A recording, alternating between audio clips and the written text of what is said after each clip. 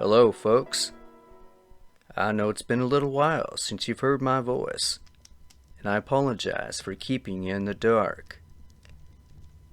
Well, I'm a busy man these days, but figured it's high time I sit my butt down and crank out a new video for you. I've received plenty of new experiences that I'd like to begin sharing with you, including some new isolated trucker experiences. But for now, here are a few more strange and unusual outdoor experiences sent to me by our listeners. So here you go.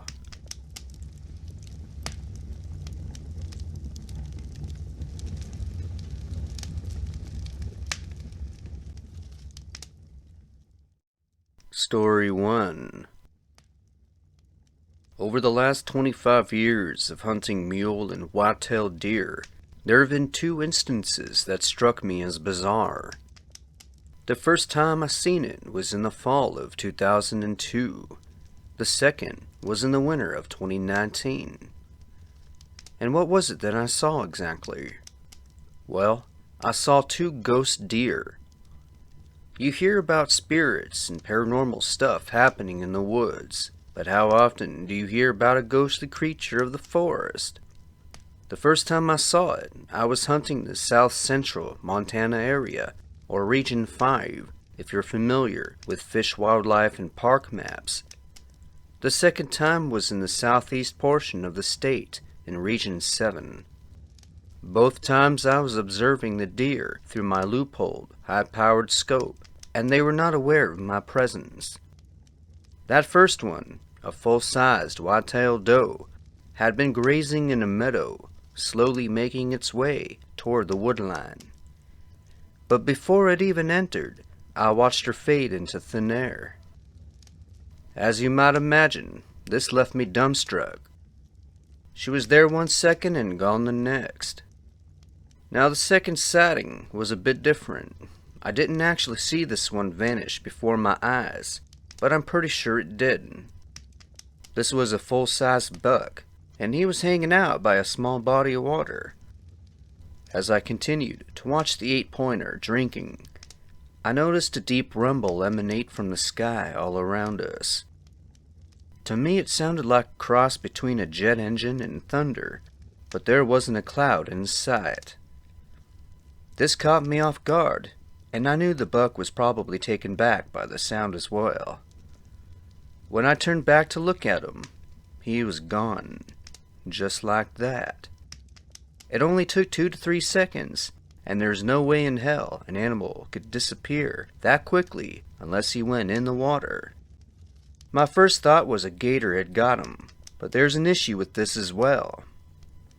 Though alligators have been known to reside in parts of northwest Montana, it was rare at the time, and this was followed by the fact that the body of water was as smooth as glass, and not a single ripple to indicate anything had entered or been pulled into it. And that's what made me think that I had seen another ghost deer. That's my experience, and I'll be reading the comments section to see if any of your listeners have had similar sightings. Thanks, Rusty. Gavin.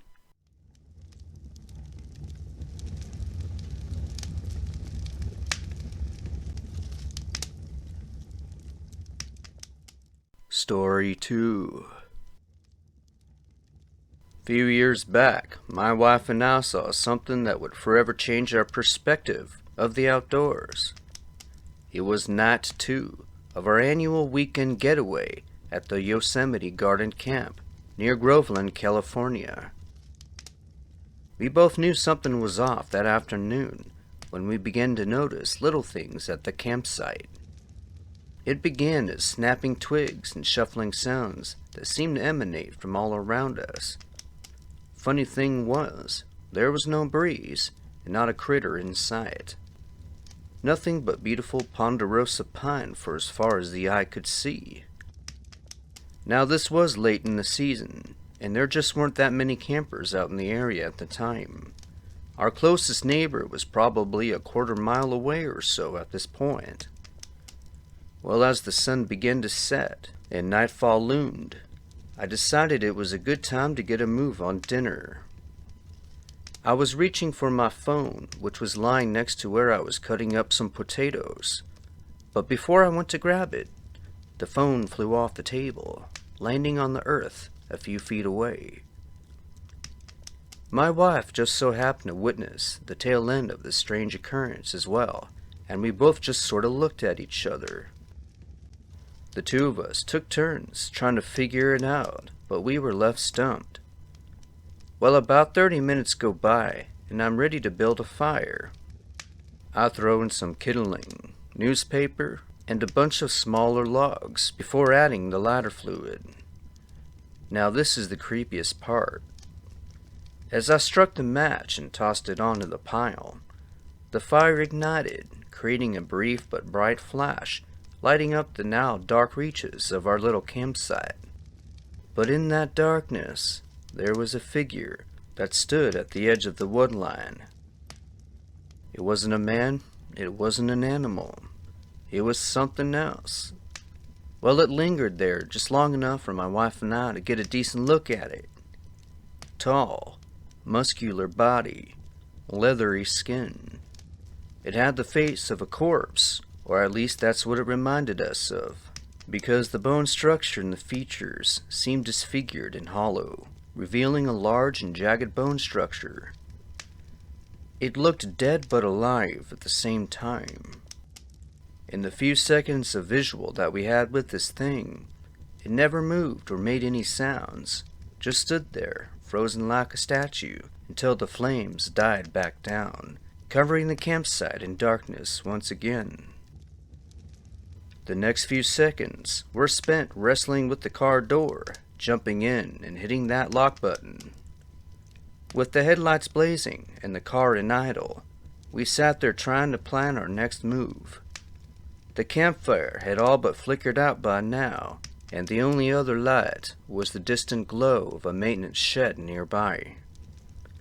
Unfortunately, we still had the tent up, and a cooler full of food, and a bunch of our gear strewn all over the campsite.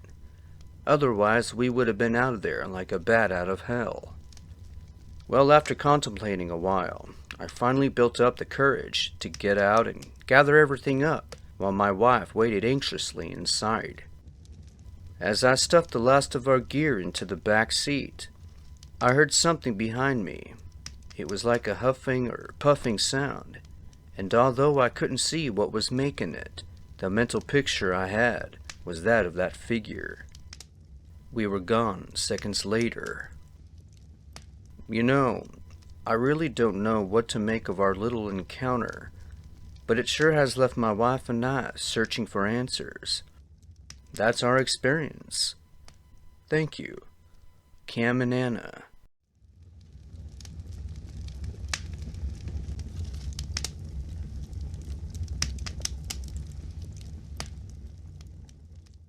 Story 3.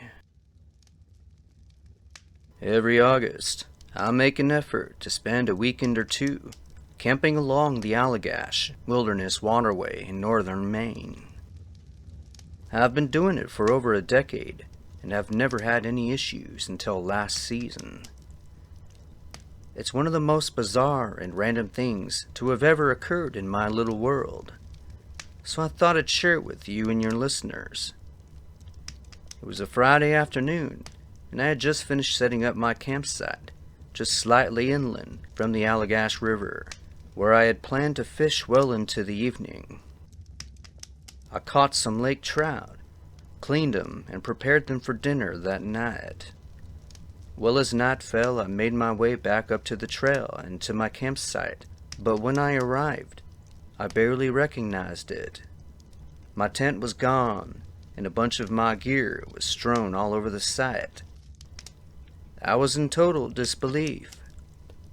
I had chosen this specific spot to camp because it was private, secluded, and I was familiar with it, having been there several times previous. My first thoughts were that of someone coming through and vandalizing everything. But other than my tent, all my gear was still there. Oh, my next thought was that of a windstorm, and even though there was some light breezes that afternoon and evening, there was nothing to justify the mess that now lay before me. With the flash from my phone, I made my way around, picking up various items and placing them into a neat little pile under a pine tree. Well, my truck was parked about a half a mile away, so I decided to head back instead. Don't get me wrong, I was constantly watching my back and my surroundings in case it was a wild animal I was dealing with. But why would they take a two-man tent? It made no sense to me. As I went to grab the last of my gear by the tree, I had the urge to look up, and there it was, sitting approximately 25 to 30 feet up, twisted and tangled around a group of branches. I was stumped, but there was something else up there, just slightly up from the disfigured tent, and it had me frozen with fear. A figure, just barely out of view from my light, moved from behind what was left of that tent. It was perched up there, like a spider, waiting for the right opportunity to strike. The next few moments were a bit of a blur as I remember breaking into a dead sprint, all the way back to my truck. During this event, I managed to drop my phone, almost losing my only source of light. As I stopped to get it, I heard thrashing sounds from behind me, as if whatever it was left that tree in pursuit of me. Well, that lit a fire under my ass, and I was back in the truck and on the road soon after. I never did return for any of my stuff, and I'm perfectly fine with that. So that's it. Pretty strange, isn't it? Thanks, Rusty. Garrett H.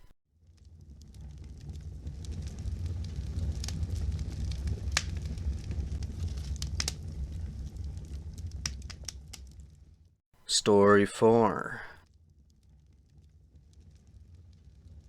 I work part-time working silviculture for the U.S. Forest Service near the Arapahoe and Roosevelt National Forest in Colorado.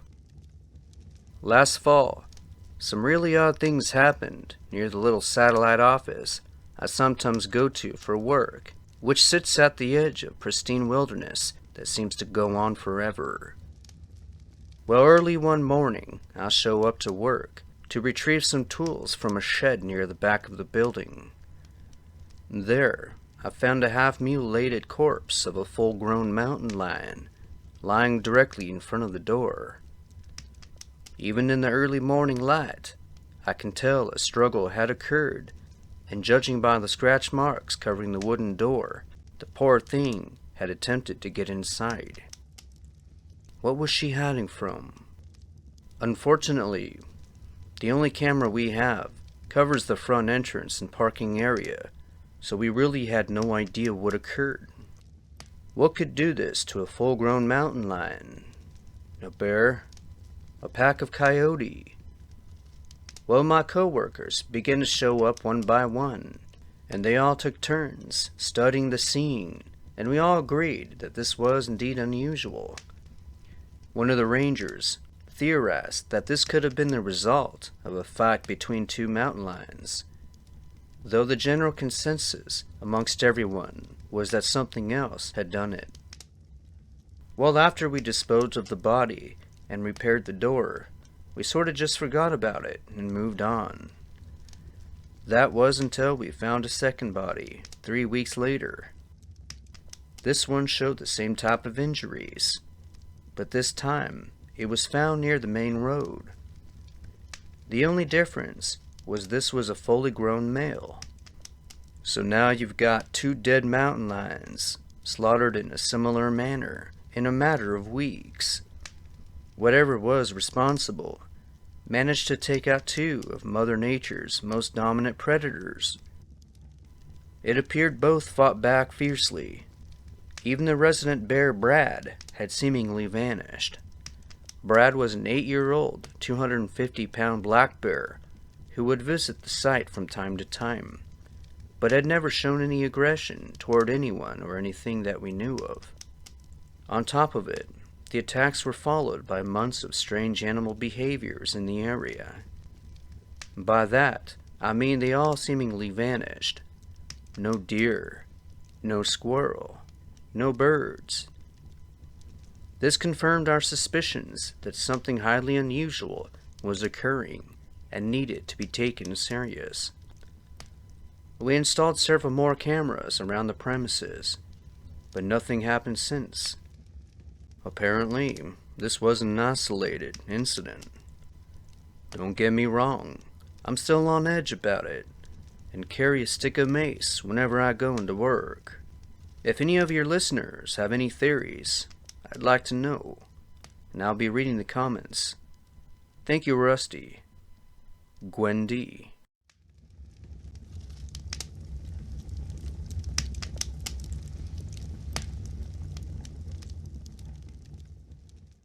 Hi, Rusty. My name is Jeff, and I live in a small trailer home in the middle of nowhere, near the Uinta Mountains of eastern Utah.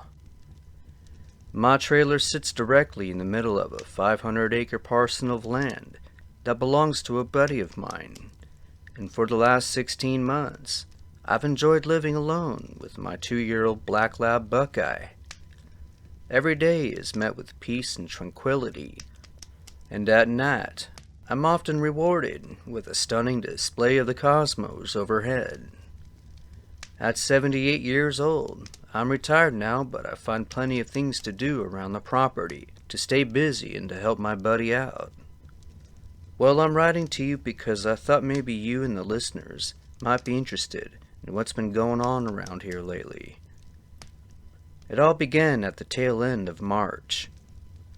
Buckeye and I had just wrapped up a productive day, and as the night fell, we sat on the porch and enjoyed a beer.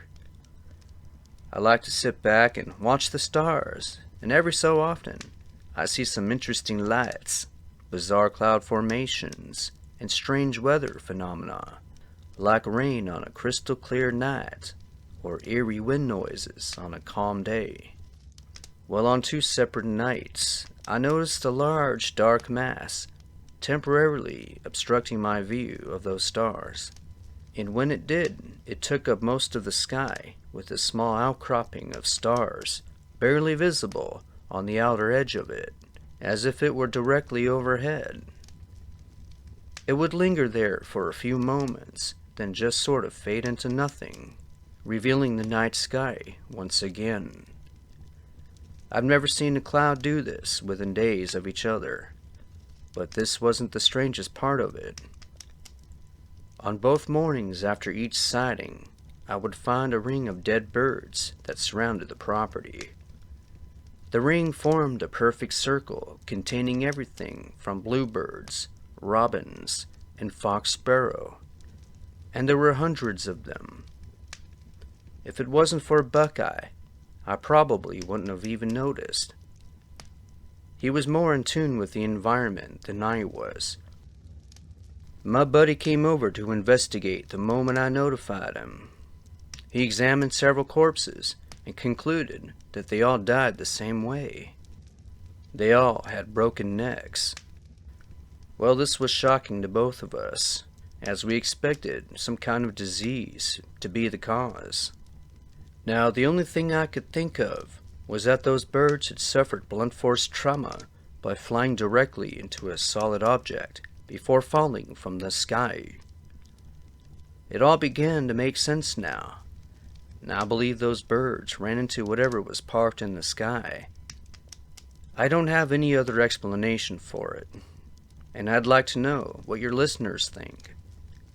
Has anyone else out there seen or experienced the same things? Have they discovered a large number of dead birds on their property? Do they have broken necks? Well, I'll be sure to keep an eye out for any more strangeness, and you'll be the first to know about it. Thank you, Rusty. Bill and Buckeye.